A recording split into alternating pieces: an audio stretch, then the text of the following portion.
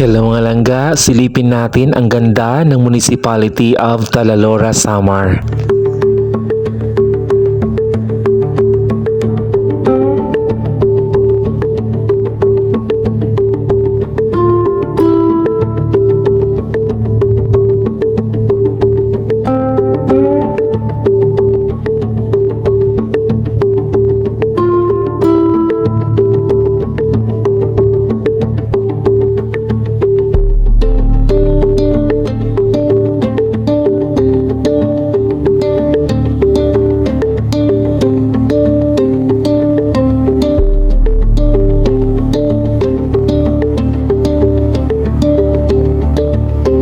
Ang Talalora, Samar ay isang 6th class municipality na matatagpuan sa lalawigan ng Samar.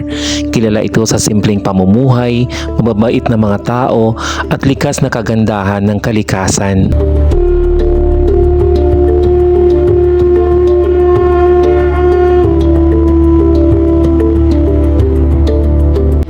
Ang pangunahing kabuhayan dito ng mga locals ay pangingisda at pagsasaka.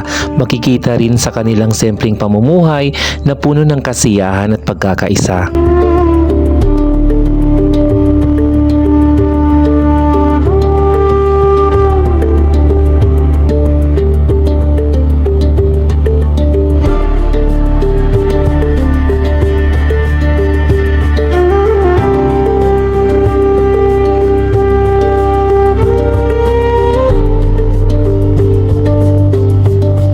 Kung bibisita ka sa Talalora, Samar, pwede kang mag-swimming sa dagat, mag-explore ng kalikasan, makipag-bonding sa mga locals, at tikman ang mga sariwang seafood.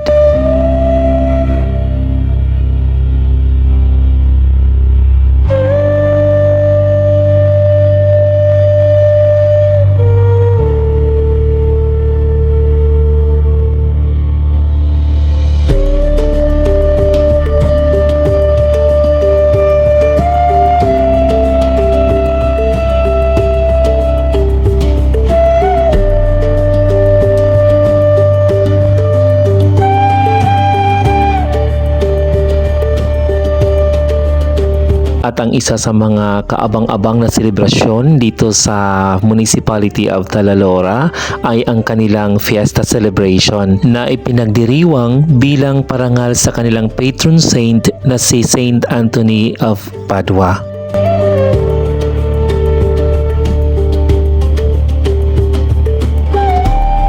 Kung ang ibang lugar ay nag-celebrate ng Sinulog Festival, dito sa Municipality of Talalora, sineselebrate din nila dito ang Santo Niño de Talalora every January. Ito ay isa sa mga pinakamasayang celebration dito sa Municipality of Talalora.